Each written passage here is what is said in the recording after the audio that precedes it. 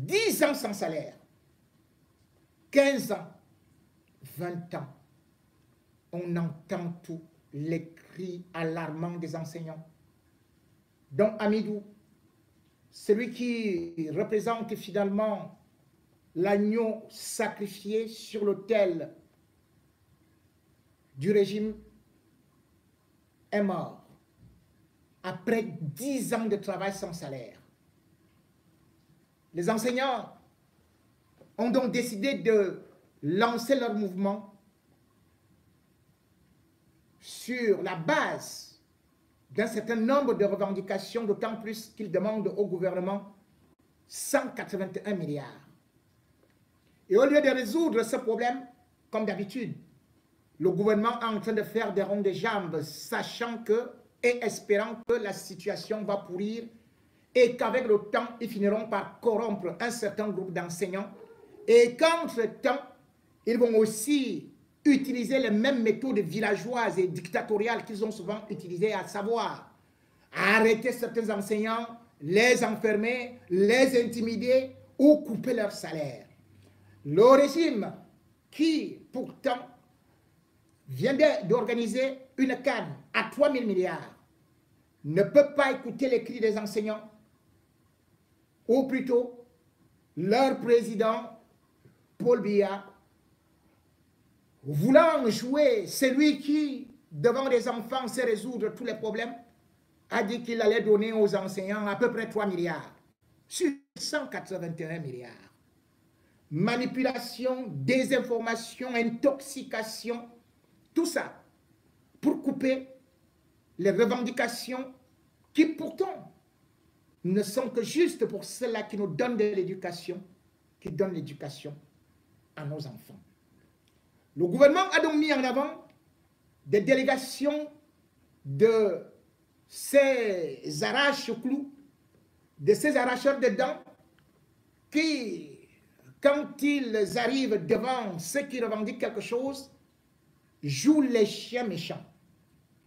Et parmi eux, j'ai cité tantôt le fils d'Alain Mbongo, qui est actuellement en séjour à la prison centrale de Kondengui. Ce monsieur qui, après l'arrestation de son père, a été promu sous-préfet de la Dimbombari, se croit donc déjà tout permis au point de faire une lettre de menace pour dire aux enseignants de reprendre des cours, sinon il va sévir. Voilà ce qui devait nous arriver donc si Mbongo parvenait à prendre le pouvoir, lui qui avait déjà placé au niveau de toutes les ambassades les militaires prêts à faire la guerre.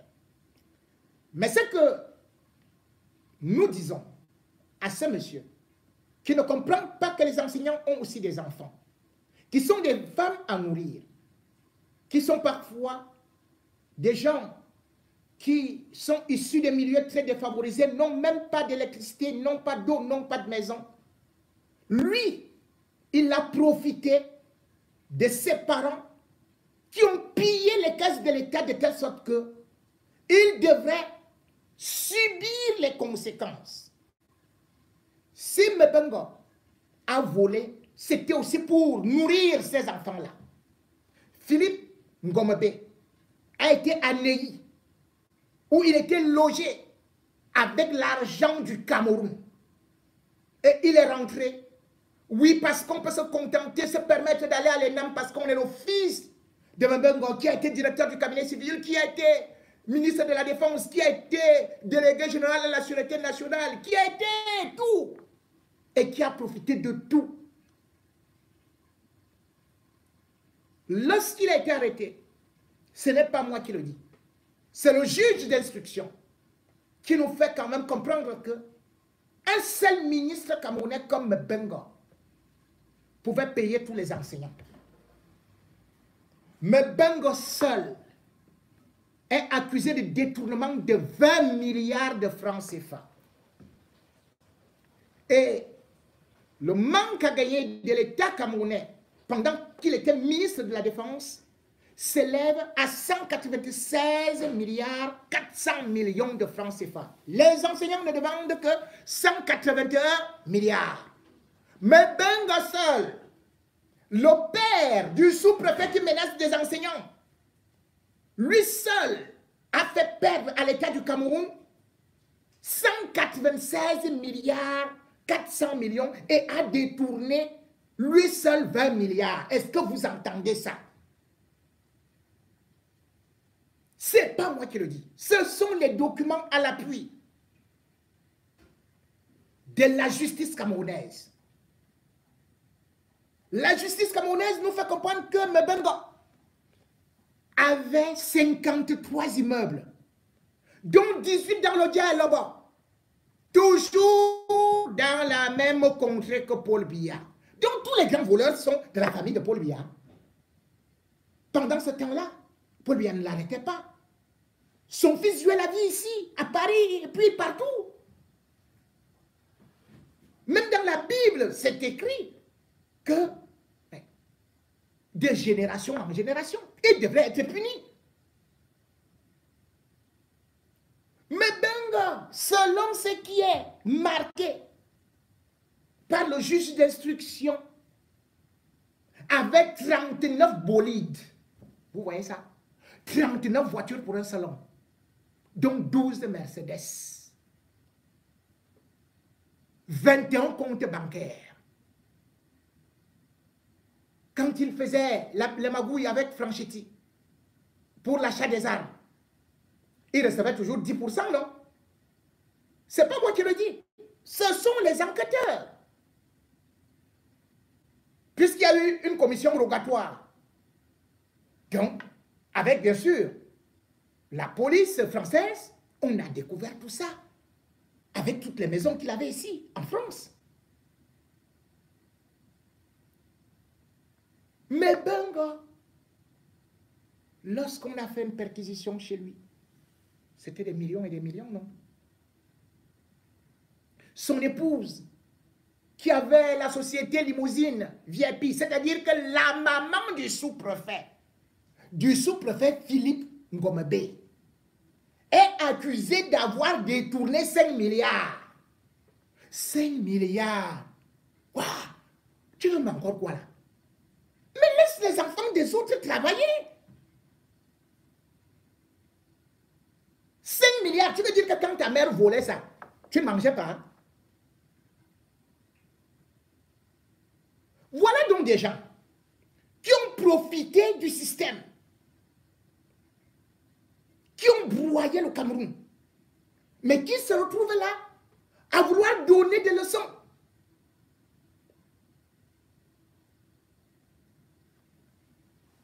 Les enseignants demandent qu'ils soient respectés. Mais exactement, c'est le contraire que le gouvernement fait. Le gouvernement invente des faux enseignants, ils reviennent là pour raconter n'importe quoi. Vous vous rendez compte? Le 1er mars, alors que la grève devait être rapidement résolue, le 1er mars, c'est au premier ministère qu'on tient une première réunion. Et puis quelqu'un que je connaissais qui voulait faire la boxe, Bessala, Bessala, il porte même mon nom aussi, hein. Ngono, Bessala Ngono, Jacques Bessala Ngono. Il devient subitement le président du syndicat des enseignants de la République ou le président du syndicat des enseignants Bayan Selam, président du syndicat des enseignants répétiteurs. C'est lui qu'on nous présente hein, à la télé, à la CRTV. Il dit vraiment, je remercie M. Paul Biya, son excellence, son Paul Biya, avec sa première dame. Vraiment, ils ont écouté nos cris de cœur. Vraiment, nous laissons la guerre, nous laissons la grève. Oh, Paul Biya, pardonne-nous. Oh, vraiment, nous, les enseignants, on est ingrats. C'est Paul Biya qui est grand. Ah! Par la suite, on se rend compte que le type là, lui ne fait même pas partie du groupe des grévistes.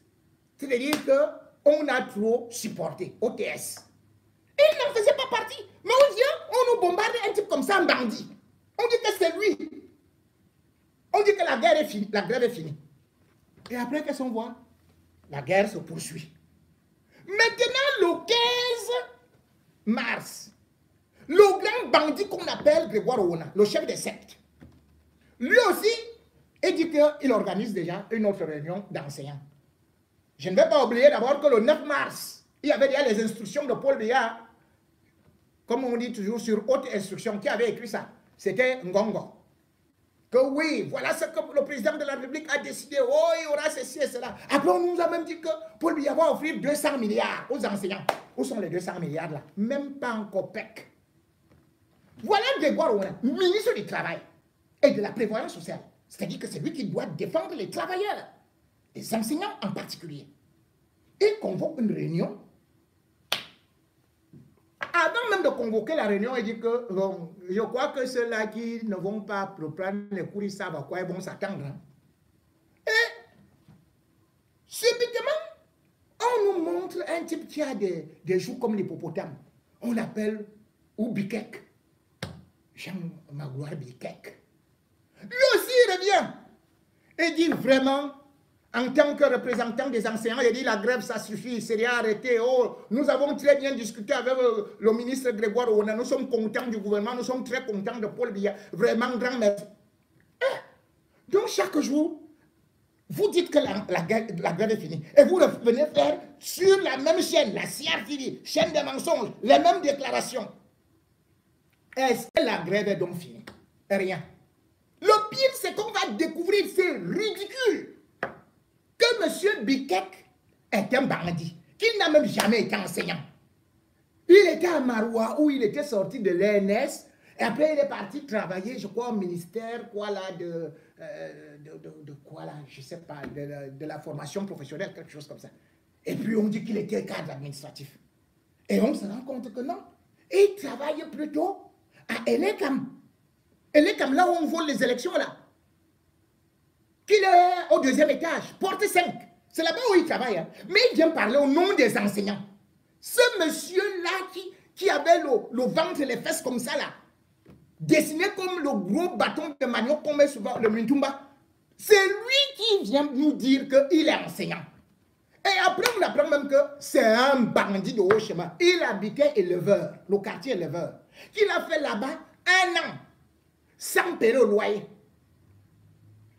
Il partait seulement chez ses voisins pour attendre la nourriture à 20 h. Tant qu'il n'a pas mangé, il ne sort pas. Donc les voisins étaient obligés d'attendre que Bikek, l'ami de Grégoire Ouona, mange d'abord avant de fermer la porte. C'est pour ça qu'il est gros comme ça. C'est lui qui est donc devenu enseignant. Et voilà des gens comme ça qui font que les enseignants se déchaînent, durcissent et se radicalisent. Parce que quand vous voulez finalement tromper tout le monde, comme ils ont souvent eu à faire de façon régulière, casser les grèves, monter les uns contre les autres, sauf qu'aujourd'hui, le gouvernement camerounais a un problème, c'est qu'ils n'ont pas devant eux un responsable. OTS est éparpillé. C'est un mouvement qu'on appelle acéphale, dont il n'y a pas de tête. C'est un mouvement qui, tu entends, c'est tel qui se lève là-bas, tel autre se lève là-bas. Et d'ailleurs, vous avez vu que maintenant, il y a un autre, c'est-à-dire que au secondaire, ou même à l'école primaire, bon, dans l'ONCAM, il y a les autres qui ont aussi créé un mouvement qu'ils appellent « Trop c'est trop ». C'est-à-dire qu'ils disent maintenant qu'au niveau de l'école primaire, eux aussi, ils vont prendre le relais. Quand on regarde ce que ces enseignants demandent, c'est 381 milliards, ce n'est même pas 181 milliards. Le gouvernement, qui ne fait que s'endetter, va prendre cet argent où? Le gouvernement est donc actuellement dans une sorte de piège où eux-mêmes se sont mis. Et d'ailleurs, samedi 19 mars 2021-2022, les enseignants ont écrit une lettre que je vais d'ailleurs essayer de vous lire pour dire que la guerre se poursuit. La grève se poursuit. Donc, ce qui vous disait là que la grève est finie, non, non, non, non. On n'est qu'au début. On n'est qu'au début. On n'est qu'au début. Je vous lis donc la lettre d'hôtesse Chers collègues valeureux, enseignants, enseignantes, le mouvement OTS a lancé... Attendez, je viens avec ça ici. Voilà, c'est bon là, dans la petite boîte magique. Le mouvement OTS a lancé un mot d'ordre de grève depuis 4 semaines. Nous y avons massivement adhéré et avons fidèlement implémenté l'opération Crème Morte. Face à cette mobilisation inédite qui va laisser une empreinte indélébile dans notre histoire et dans nos mémoires, le gouvernement a répondu par des mesures superficielles et insatisfaisantes. Pire encore, des collègues exprimant légitimement leur ras-le-bol, des collègues exprimant leur ras-le-bol ont reçu de leur hiérarchie directe, pilotée et instrumentalisée par l'administration centrale, des rappels à l'ordre et des intimidations. Entre-temps, les pressions et les méthodes de gestion autoritaire, inhumaines et brutales ont contribué à nourrir les esprits, mais n'ont pas pu atteindre leur cible que nous sommes. Les autorités administratives impliquées dans la chaîne par leur ministre de tutelle ont vu leur agressivité, leur maladresse, leur impolitesse et leur mépris refroidis par l'opération bouche morte. En feignant de vouloir trouver une solution finale pour inhiber ce nouveau variant de la grève, certains membres du gouvernement brandissent explicitement des menaces de sanctions financières, suspension des salaires, c'est Grégoire Ouona qui le dit, pour résoudre le problème et désamorcer cette crise. Ce genre d'attitude kamikaze laisse subodorer une guerre d'usure dans laquelle la partie adverse espère que la fatigue et le découragement vont nous obliger à signer l'armistice. Elle est même de nature à courser davantage,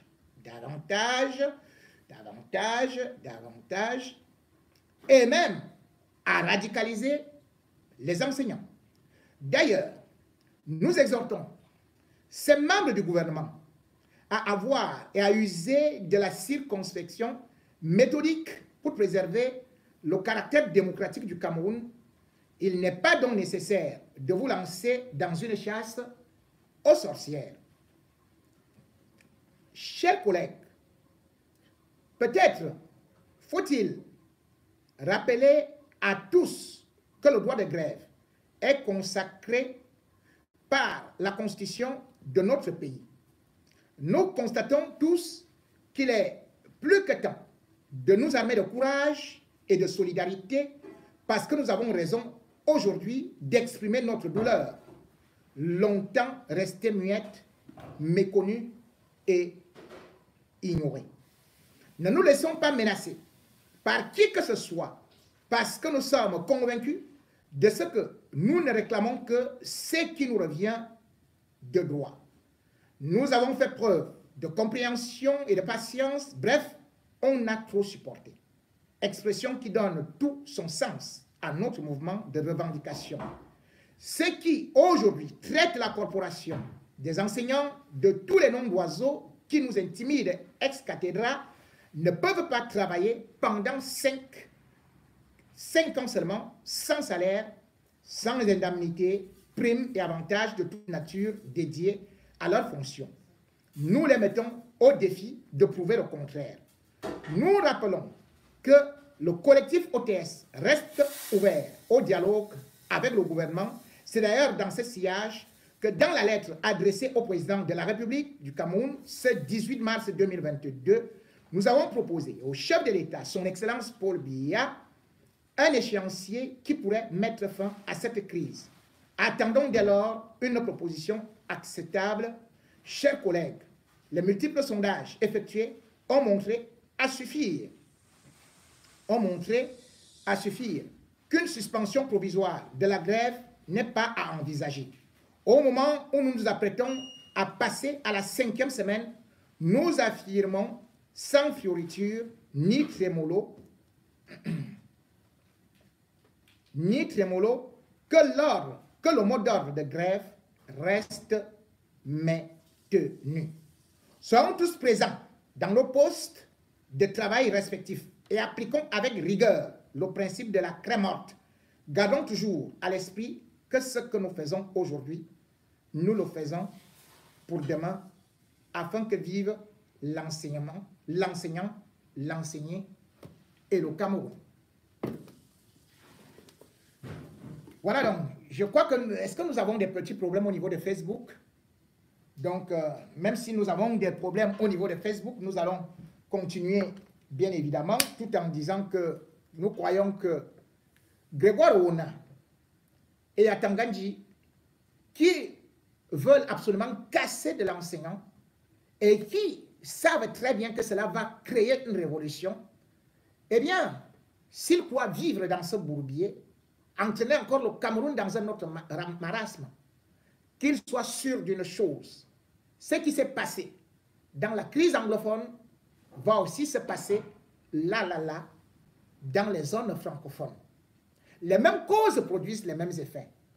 Si le gouvernement s'entête à laisser pourrir la situation, eh bien, elle va pourrir et on va arriver à la déstabilisation. Certes, les membres du gouvernement aiment cette situation, se disant que plus le pays est instable, plus ils resteront au pouvoir, plus ils pourront jouer à la succession. Mais, croyant qu'ils sont en train de construire l'après-Biya pour qu'ils s'installent au pouvoir, eh bien, ils seront dégagés par le vent de la révolution.